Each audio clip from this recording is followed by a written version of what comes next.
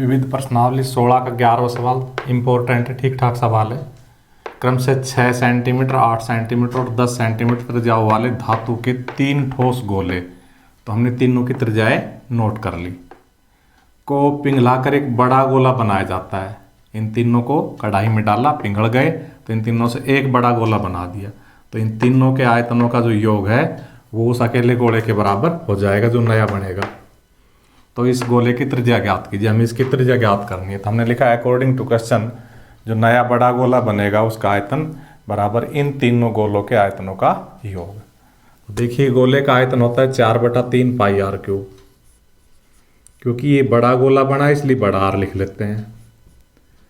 पहला गोले का आयतन 4/3 पाई आर 1 क्यूब, दूसरे गोले का 4/3 पाई आर 2 क्यूब, तीसरे गोले का 4/3 पाई आर 3 क्यूब।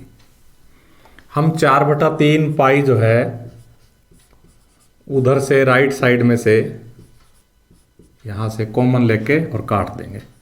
तो यहाँ से हमने 4/3 पाई कॉमन लिया तो हमारे पास बचा r1 की पावर 3, ये कॉमन गया तो r2 की पावर 3, ये कॉमन गया तो r3 की पावर 3। इस प्रकार से 4 से 4, 3 से 3 और पाई से पाई कट जाएगा और हमारे पास आ जाएगा r3 बराबर r1 की वैल्यू 6 की पावर 3, r2 की वैल्यू 8 और r3 की वैल्यू 10।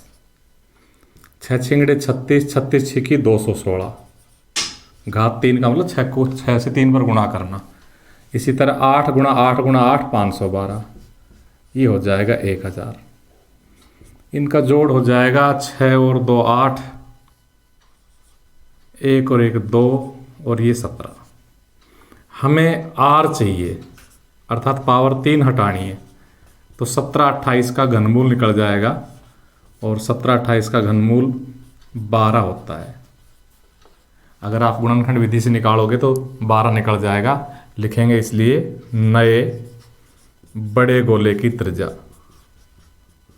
जो कि हमसे पूछा गया है और वो हमारी आ जाएगी 12 सेंटीमीटर आंसर। देखिए 12वां सवाल है, यदि 11 सेंटीमीटर गुणा 2.5 सेंटीमीटर गुणा 3.5 सेंटीमीटर मोम के घनाभ से, तो हमने मोम की माप लिख ली घनाभ की, 2.8 सेंटीमीटर व्यास के एक मोमबत्ती बनाई जाती, तो मोमबत्ती का व्यास लिख लिया।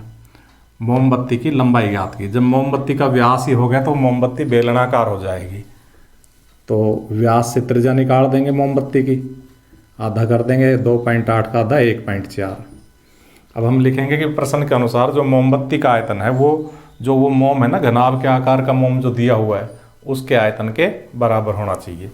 तो मोमबत्ती बेलनाकार हो गई इसलिए पाई आर स्क्वायर एच, और घनाभ का लंबाई गुणा चौड़ाई गुणा ऊंचाई। इसमें मान रख देते हैं, पाई का मान 22/7, आर का मान 1.4, इस पे घात 2 है इसलिए 2 पर, एच हमें ज्ञात करना है, लंबाई चौड़ाई ऊंचाई यहाँ से लिख देंगे 11 गुणा 2.5 गुणा 3.5। हमें एच चाहिए, देखो 7 से काट दो, 7 दूनी 14, और अभी 11 गुणा 2.5 गुणा 3.5, इसके बटा 22 1.4 और 0.2।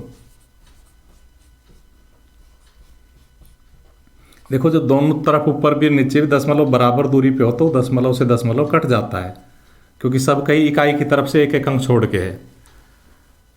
अब दशमलव कट गए तो इनको वैसे काट लो, 11 दूनी 22, 7 दूनी 14, 7 पंजे 35।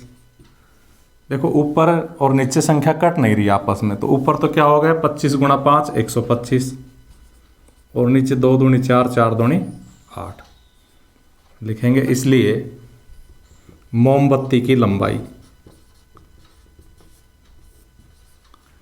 और हम 125 में 8 का भाग दे देंगे, तो देखिए 8 एकम 8, 4 बचेगा, 8 पंजे 40, 5 बचेगा, 8 छिंग 48, 2 बचेगा, 8 दूनी 16 और 8 पंजे 40।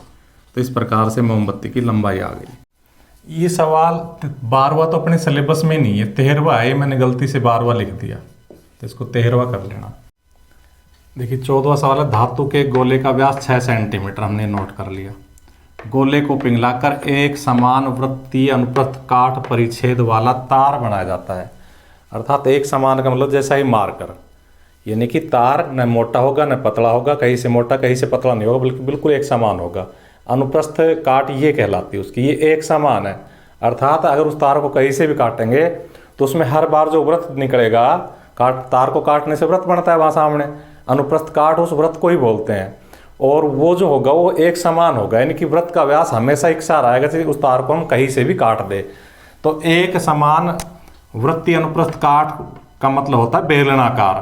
तो वो बेलनाकार तार हो गया, उस तार की लंबाई 36 मीटर दे रखी है, तो उसकी त्रिज्या हमें ज्ञात करनी है।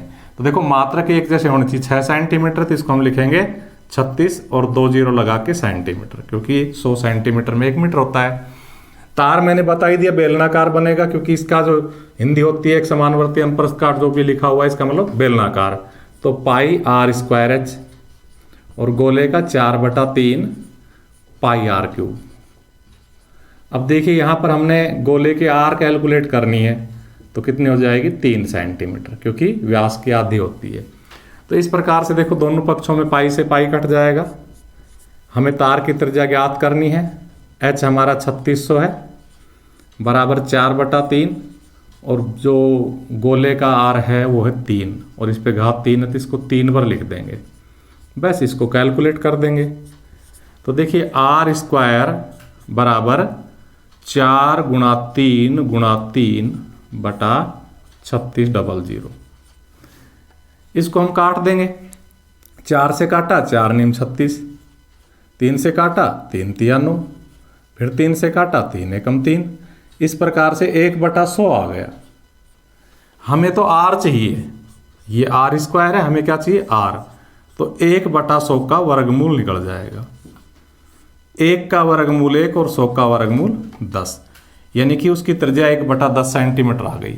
लिख देंगे इसलिए तार की त्रिज्या